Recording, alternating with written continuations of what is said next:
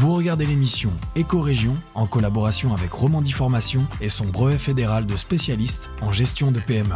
Déjà près de 400 leaders formés dans 30 secteurs différents partout en Suisse romande au sein de 4 centres de formation. Pour en savoir plus, rendez-vous sur romandieformation.ch.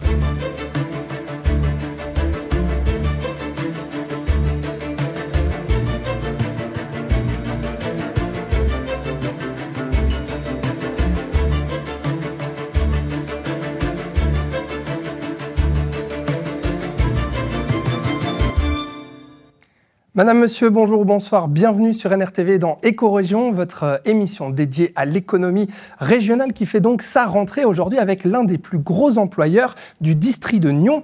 Sur le campus de l'ancienne usine Novartis, ce sont plus de 1000 personnes qui travaillent chaque jour pour l'entreprise Aléon, fabricante de produits de santé grand public. Et vous êtes avec nous aujourd'hui, Aurélien Huldry, bonjour. Bonjour Alexandre. Merci d'être notre invité. Donc, vous êtes directeur financier et responsable du campus donc Aléon Nyon-Prangin, qu'on connaît bien. Et bonjour Stéphane Meyer. Bonjour Alexandre. Voilà, vous êtes à côté de moi, vous allez nous rejoindre à table après, mais vous êtes là-bas parce que vous allez nous présenter quelques chiffres sur Aléon. Déjà un petit peu d'histoire, parce que ce campus de l'usine, ancienne usine Novartis, il est bien connu des Nyonnaises et des Nyonnais. Oui, tout à fait. Ça fait bien plus de 100 ans maintenant que ce campus existe. On va passer en revue quelques points d'histoire clés sur l'histoire. Donc, en 1917, les premiers médicaments sont produits sur le site de Nyon-Prangin. Donc, on voit plus de 100 ans d'histoire déjà de la région. On connaît tous l'histoire dans la région de Novartis pendant très longtemps ici, qui est née de la fusion de Ciba, Geigy et Sandoz. Et puis en 2015, la création de GfK Consumer Healthcare, la joint venture entre GSK et Novartis, qui se sont regroupés pour tout ce qui était justement santé grand public. Et puis la joint venture s'est encore un petit peu agrandie avec l'arrivée des activités santé grand public de Pfizer, qui ont été récupérées. Et puis progressivement, l'entreprise est devenue indépendante en 2022, où GSK a vraiment rendu cette société indépendante pour créer la marque Aléon, l'entreprise Aléon. On va en parler encore un petit peu de cette structure et de cette entreprise, de ces entreprises-là. Ouais, justement, l'entreprise Aléon, Stéphane, en quelques chiffres globalisés, mondiaux, ça donne quoi ? Oui, alors c'est un site nyonnais, mais sur lequel on a une activité, un rayonnement international et mondial. On le voit, c'est un des top leaders du marché mondial de la santé grand public, avec un chiffre d'affaires annuel mondial de 13 milliards de francs suisses. Plus de 24 000 employés dans le monde, avec une partie à Nyon, on va le voir, et 170 marchés dans le monde, donc une couverture géographique quasiment mondiale et internationale. Il couvre quasiment l'entier du monde. Et puis on le voit aussi tout en bas, 8% la croissance en 2023, c'est intéressant. On voit que la croissance est positive. Ça continue. On va voir aussi un petit peu les clés de cette croissance. Alors Aléon, le nom de l'entreprise, peut-être qu'elle est encore inconnue de certaines et certains. Par contre, si on parle des marques et des produits, là c'est clair qu'on va en reconnaître certains. Oui, on connaît tous une grande partie de leurs produits, avec principalement 5 catégories de produits, dont les 2 qui sont à Nyon, soulagement de la douleur, santé respiratoire, qui sont principalement produites à Nyon, avec des produits que tout le monde connaît, comme le Voltaren, l'Advil, le Néocitran, l'Otrivine, qui sont vraiment des produits qu'on a tous un jour ou l'autre consommés. Et au fait, ces produits-là sont fabriqués à Nyon et distribués dans le monde entier. Donc vraiment, Nyon, site d'origine de ces produits. Ouais, alors Nyon, justement, le campus en chiffres, ça donne quoi ? Alors Nyon, c'est une partie des activités de Aléon, c'est vraiment un groupe international implanté dans plusieurs pays, mais à Nyon, on a 1100 employés, une bonne partie pour la partie production et logistique, mais également un hub de compétences internationales à Nyon, on en parlera également après, 50 nationalités sur le campus et puis 305 milliards d'unités produites. Millions d'unités produites, excusez-moi, d'unités produites en 2023.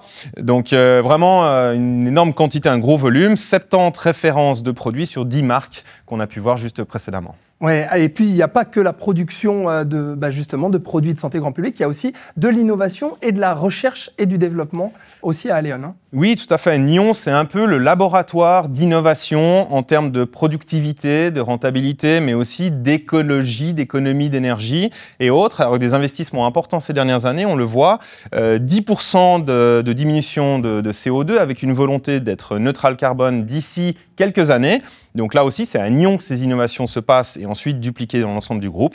Une diminution de la consommation d'énergie et de l'eau avec l'installation de nouvelles technologies, on va le voir sur le site de Nyon. Et puis 91% de taux de recyclage. Donc une entreprise qui a su prendre le virage du développement durable et qui continue à avancer dans ce sens. Merci Stéphane. Rejoignez-nous donc à table pour qu'on puisse parler en profondeur de cette entreprise Aléon que vous représentez, donc Aurélien Uldry. Alors pour rappeler un petit peu aussi au grand public, aux personnes qui nous regardent, qu'est-ce que c'est la santé grand public? Parce qu'on va en pharmacie, il y a des médicaments avec ordonnance, sans ordonnance. Vous, votre secteur d'activité, alors c'est lequel? Alors nous, on est axé sur la santé grand public, comme vous l'avez signalé. Donc c'est tous les médicaments qui sont en automédication, qui ne demandent pas d'ordonnance de la part d'un médecin.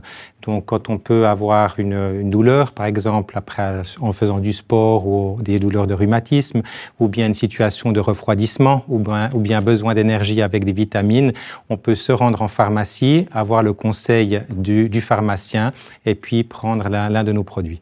Alors c'est vrai, on rigolait avant, Stéphane disait milliards d'unités, non c'est millions, mais c'est déjà énorme. C'est vrai, on ne se rend pas compte de ce nombre de produits qui sont produits ici chez nous à Nyon et distribués après dans le monde. Quelle est la place d'Aléon Nyon-Prangin au sein même d'Aléon et donc de ce marché de santé grand public? Alors elle est extrêmement stratégique et très importante. Donc si on regarde en fait Nyon, déjà rien que sur l'usine en elle-même, c'est l'une des 24 usines du groupe. Ensuite, en termes de production, c'est l'une des usines qui fait le plus d'unités de production. Donc, plus de 300 millions, il faut s'imaginer en termes de ouvrables qu'on a plus d'1 million d'unités qui sortent tous les jours à travers nos camions et qui vont partir à travers le monde. Ce que je trouve assez incroyable, c'est qu'on a ce Made in Switzerland. Et puis, quand on voyage, par exemple, en vacances d'été, on peut partir en Asie, en Amérique du Sud, Amérique du Nord. On va retrouver nos produits Aléon dans les pharmacies de tous ces pays, ce que je trouve assez incroyable. Vous dites 1 million de produits qui sont transportés chaque jour. On imagine que c'est une logistique dantesque. Comment est-ce que toute cette fourmilière s'organise justement pour arriver à transporter ce matériel, à le produire tous les jours?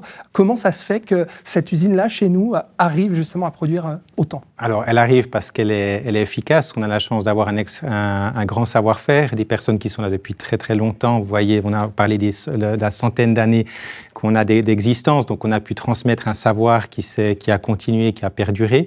Après, en termes de logistique aussi, on est bien organisé. On a un partenaire exclusif de transport qui va venir tous les jours avec 6 à 10 camions et qui va transporter nos produits finis. Dès qu'ils sortent de l'usine, ils partent directement sur camion. Ils sont emmenés dans la région bâloise, près de Pratteln. Et puis ensuite, on va démarrer la distribution européenne et mondiale, donc soit par camion pour l'Europe, par voie maritime également pour rejoindre les grands ports et puis dans certaines situations exceptionnelles par voie aérienne. Stéphane Meyer, c'est vrai, on a vu avec vous un peu d'histoire d'Aléon avec des grands noms de la santé. On citait Novartis, bien sûr, qui était bien connu, le groupe GSK, Pfizer également. Et aujourd'hui, depuis 2022, cette entreprise indépendante, Aléon, qu'est-ce que ça permet en fait de gagner, de se distancier finalement de ces grands groupes et puis d'avoir une entité indépendante pour une entreprise multinationale? Alors, comme on l'a expliqué, on est sur le marché de la santé grand public, qu'on différencie un petit peu justement de ce qui est médicaments sous ordonnance. Stratégiquement pour GSK, c'est probablement une volonté de spécialiser, d'avoir une différenciation, donc de spécialiser l'entreprise sur un des secteurs avec une marque propre. C'est pas les mêmes procédures juridiques, c'est pas les mêmes normes, c'est pas les mêmes mécanismes de production et substances et lignes d'approvisionnement. Donc, rendre autonome une entreprise en ayant acquis au fait les activités des concurrents finalement de santé grand public pour la regrouper sous une seule marque qui est Aléon, pour la spécialiser dans le domaine. Donc ça a permis probablement de faire une amélioration et une spécialisation dans le secteur. Après, on peut quand même demander, est-ce qu'aujourd'hui GSK, qui restait encore actionnaire en partie, donc société cotée en bourse à Londres, mais y a-t-il encore quand même des synergies avec le côté pharma de GSK? Non, pas du tout. Plus du tout. En fait, ce qui est important de savoir, c'est que GSK s'est complètement désinvesti d'Aléon et du reste, les dernières actions GSK ont été vendues ce printemps, mois de mai.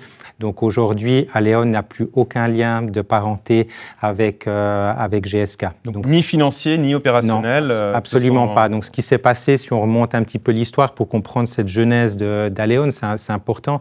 Au moment, en 2015, quand on a eu cette joint venture avec la partie OTC de Novartis, on a atteint déjà un portefeuille qui était intéressant et qui s'est encore accéléré en rajoutant le portefeuille OTC, donc l'automédication de Pfizer. Et puis à ce moment-là, le groupe a tout de suite annoncé que dans un délai de 3 ans, il réaliserait un spin-off pour devenir une société indépendante et puis que GSK se détacherait de cette entité. Et qu'est-ce qu'on y gagne alors?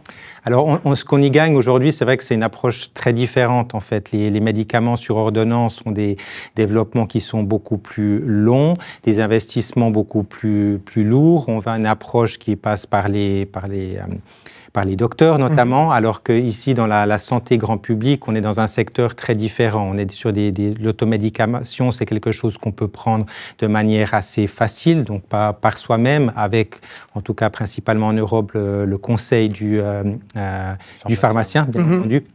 Mais c'est également en termes d'investissement, ce qu'il faut comprendre, c'est qu'on va travailler sur d'autres aspects.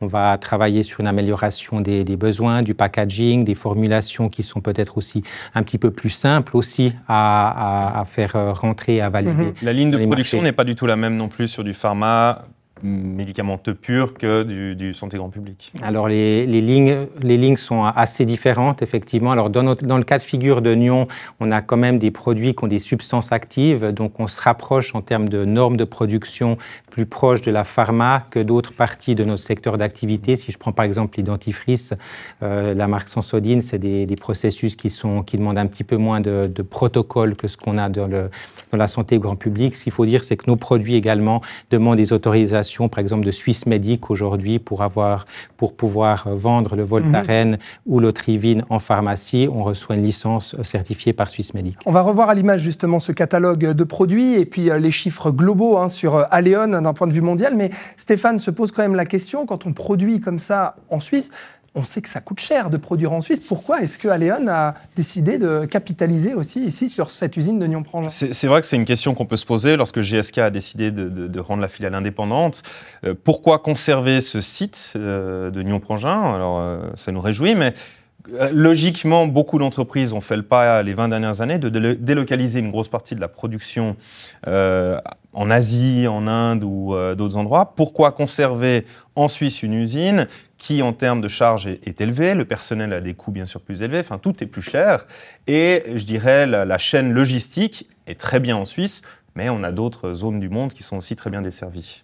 Alors, je vous l'accorde, c'est vrai qu'en termes de charges salariales, effectivement, les charges sont plus lourdes en Suisse que dans d'autres secteurs. Par contre, ce qu'il faut reconnaître, c'est que depuis 2013 et juste avant la société conjointe avec GSK, il y a eu une approbation, un énorme investissement qui ont été faits à Nyon. Donc l'usine était déjà... L'usine, en fait, ce qu'il faut se dire, c'est que dans les années 2010, l'usine était aux alentours des 100 millions.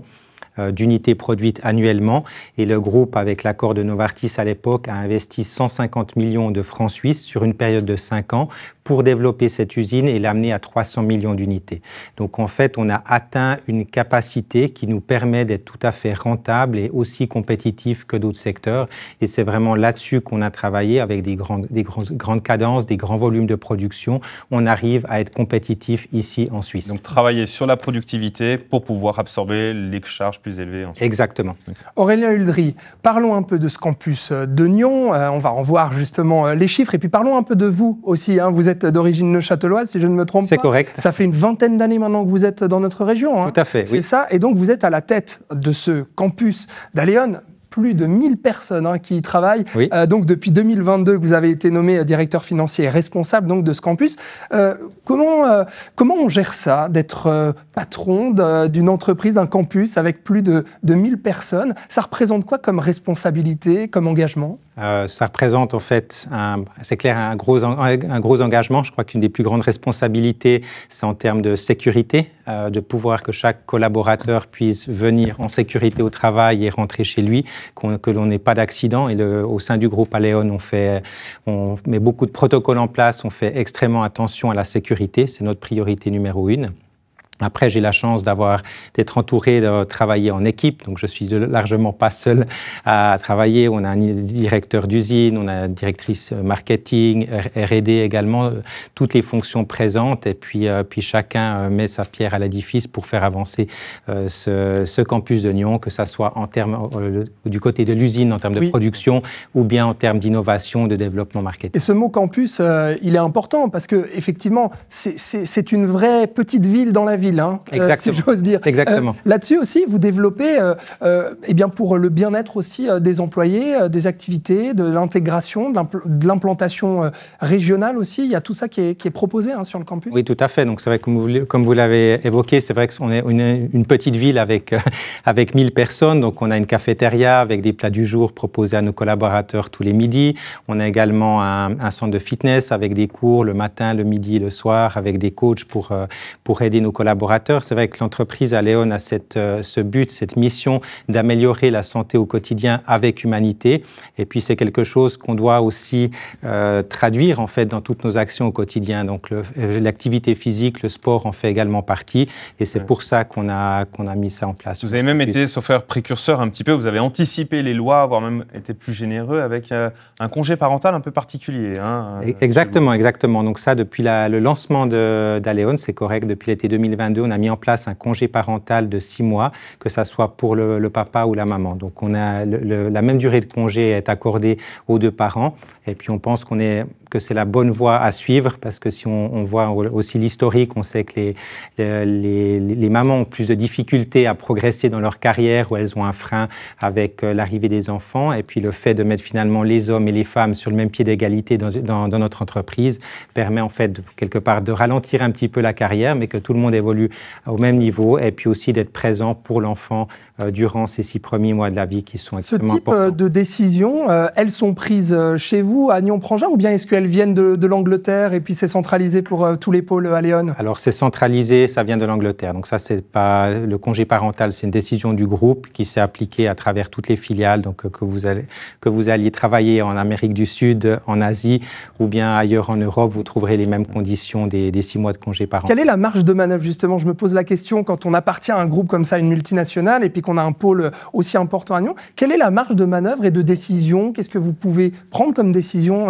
ici? Alors on peut prendre certaines décisions au quotidien, mais évidemment toutes les décisions stratégiques sont discutées avec le groupe dès qu'il s'agit de faire des investissements importants de plusieurs millions, comme on le fait pour le développement de nos lignes de production notamment.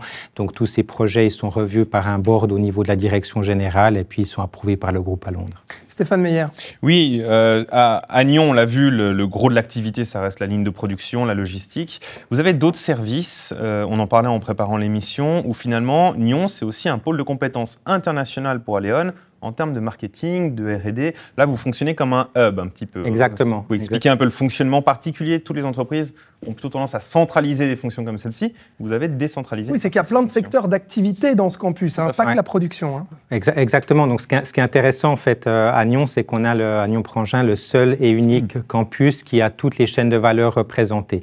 Donc, on part en fait finalement depuis la création, la recherche du besoin du consommateur. Donc, nos équipes R&D et marketing vont travailler exactement, il faut analyser le marché, comprendre le besoin de nos consommateurs et puis ensuite réaliser le développement qui va ensuite, après, pouvoir être testé, produit sur nos lignes de production et finalement distribué, parce qu'on a des équipes de supply planning, de distribution, de validation qualité aussi, ce qui est un processus très important, qui vont expédier nos produits à travers le monde. Avec aussi une entreprise formatrice, vous avez un certain nombre d'apprentis aussi. Exactement, donc c'est quelque chose qui nous tient extrêmement à cœur, donc c'est dans les valeurs suisses, mais également dans les valeurs d'Aléon. On a une vingtaine d'apprentis, donc on forme des apprentis employés de commerce, des mécaniciens sur machine également, on a des logisticiens bien entendu, laborantins également, et puis un informaticien. Ce qui parfois dans les entreprises internationales n'est pas le cas. Là, vous avez adapté aussi votre structure collaborateur au marché suisse et donc avec des apprentis aussi. Exactement. Donc malgré notre côté international, on a quand même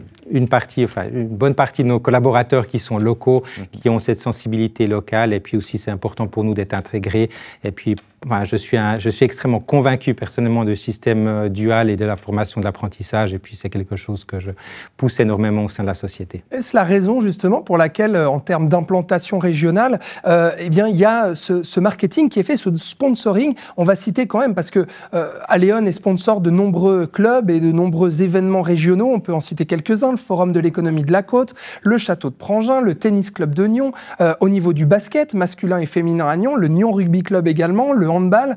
Pourquoi développer ça autant, en fait, cette implantation régionale de cette manière? Quelque part, c'est aussi notre responsabilité sociale. Donc, comme vous l'avez évoqué, on est le plus gros employeur privé de la région nyonnaise, du district de Nyon. Oui. Donc, on a un rôle à jouer.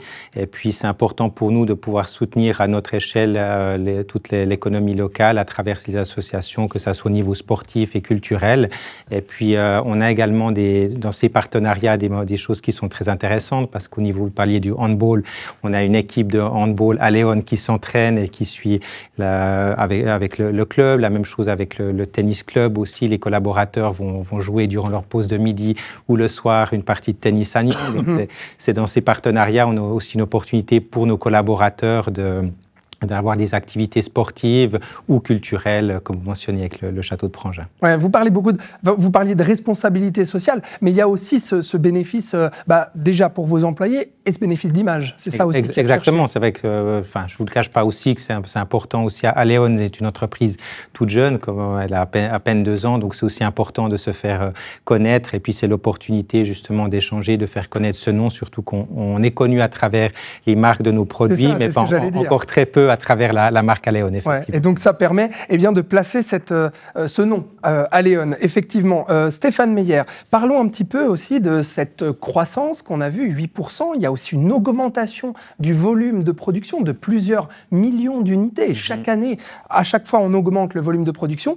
Et pour autant, on va le voir aussi en chiffres, de la diminution de consommation d'énergie. Comment c'est possible, ça? Alors oui, le marché est en nette augmentation mondiale, la démographie internationale, les marchés émergents aussi qui commencent à avoir les moyens aussi d'accéder à ce type de prestations.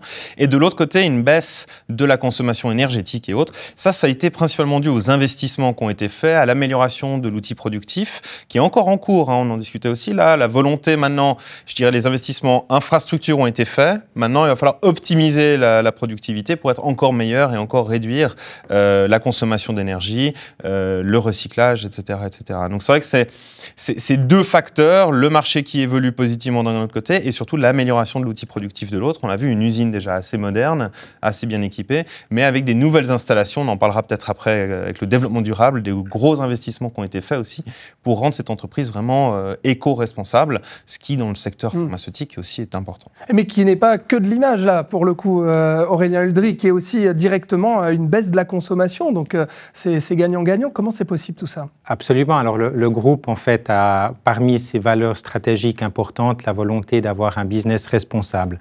Donc, aujourd'hui, même si on n'a pas été forcément les précurseurs sur le marché, Aléon a bien rattrapé tous ses concurrents.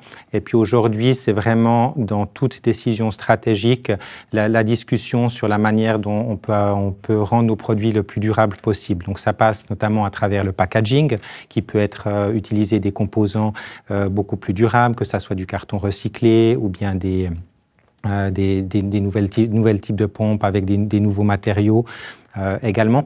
Mais ça passe aussi par les investissements que vous l'avez fait, comme vous l'avez mentionné. Donc chaque année, on investit entre 15 et 20 millions sur le site de Nyon-Prangin pour nos différents appareils. Donc l'année passée, on a investi dans des pompes à chaleur. Donc on a remplacé nos anciens boilers à gaz par des pompes à chaleur. Donc, vous avez votre propre station d'épuration? Exactement, c'est tout à fait correct. Donc là, 91% de l'eau recyclée, de recyclage généraux. Par contre, l'eau, vous avez diminué la consommation et en plus, vous avez internalisé le recyclage de cette eau, le nettoyage de cette eau. C'est tout à fait correct. Donc on est également précurseur avec ce centre d'ozonation qui nous permet de filtrer l'eau avant qu'elle soit transmise dans le réseau d'eau usée de la commune de Nyon. Et là, on le disait, Nyon, c'est un petit peu le laboratoire d'idées, mais on met en œuvre les choses. Et l'idée, c'est aussi de peut-être dupliquer ceci sur les autres usines du groupe.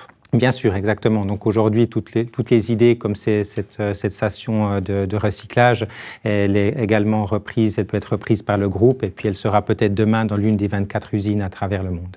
On va redire un petit mot aussi de la recherche et développement, notamment produit avec vous Stéphane après, mais un mot aussi sur les innovations globales. Au printemps dernier, Aurélien Huldry, Fais voir ta région, était chez vous justement pour suivre votre présentation d'un purificateur d'air. Qu'est-ce que c'est ce but de ces innovations-là qui sont finalement décorrélées des produits, mais qui montrent aussi un certain savoir-faire finalement de ce campus? Qu'est-ce que vous recherchez à travers ces innovations-là? Alors, dans ce type d'innovation, on cherche vraiment à sensibiliser en fait la population sur le problème de la qualité de l'air et puis l'impact d'un air de mauvaise qualité sur le quotidien des personnes. Mais pourquoi est-ce que vous développez ça aussi en marge d'être une usine de production de produits? Vous n'êtes pas Dyson, vous produisez des gels, des liquides, voilà.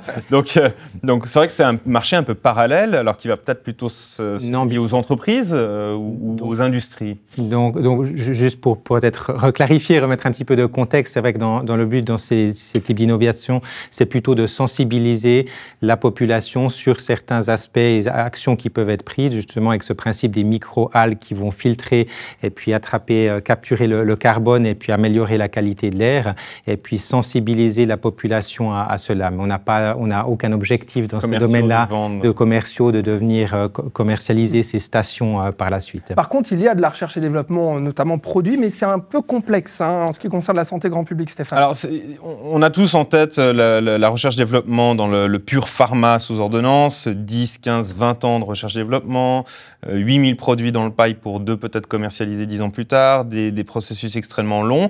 La guerre des brevets, c'est celui qui a le brevet qui le tient et autres. Dans ce secteur-là, on a le leader qui a su aussi acquérir les bons produits, mais les produits ont une durée de vie beaucoup plus longue. Comment on peut expliquer un peu cette différence? Comment un produit peut durer depuis 40 ans, 50 ans, alors que quand c'est sous ordonnance, 10, 15 ans, le brevet tombe et tout le monde arrive derrière? C'est tout à fait correct. Ce qui se passe aussi, c'est la législation. Aujourd'hui, quand vous avez un produit, même s'il est en OTC, donc en vente libre, il est approuvé par Swissmedic. Et puis, c'est relativement aussi compliqué de faire approuver des nouvelles molécules, des nouvelles formulations auprès de Swissmedic pour de la vente libre. Parce qu'évidemment, il y a un peu plus justement de liberté dans l'utilisation de ces produits.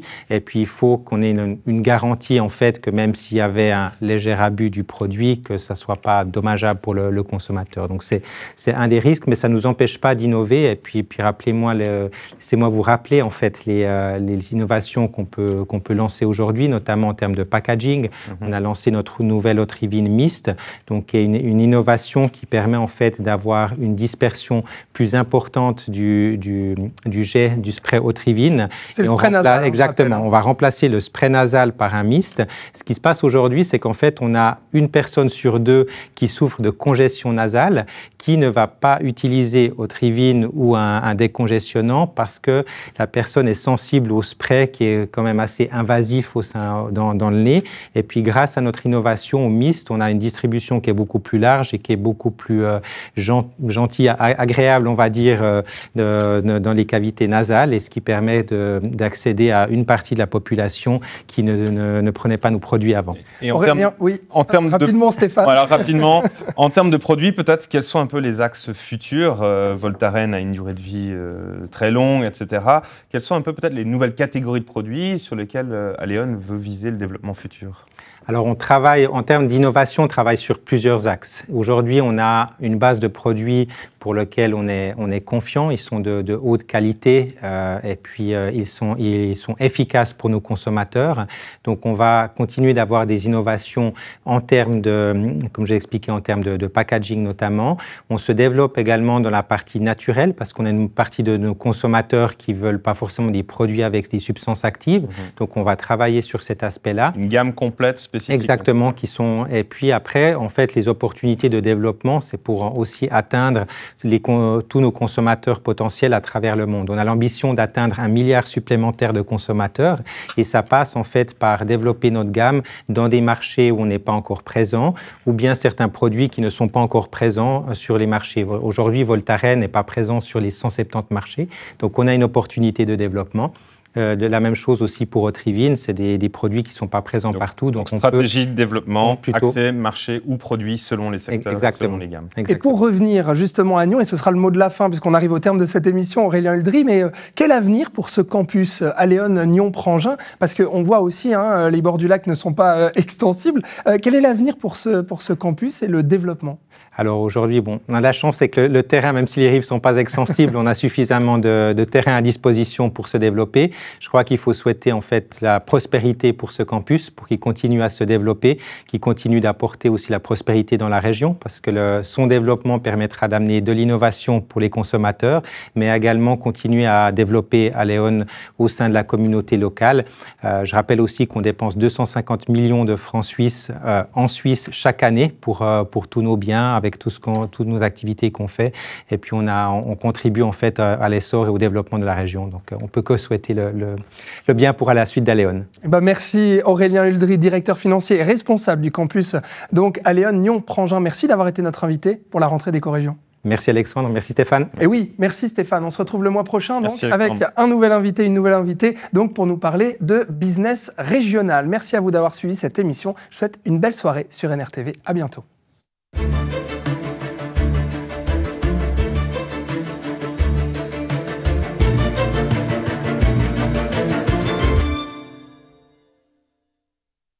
Vous regardez l'émission Écorégion en collaboration avec Romandie Formation et son brevet fédéral de spécialiste en gestion de PME. Déjà près de 400 leaders formés dans 30 secteurs différents partout en Suisse romande au sein de 4 centres de formation. Pour en savoir plus, rendez-vous sur romandieformation.ch.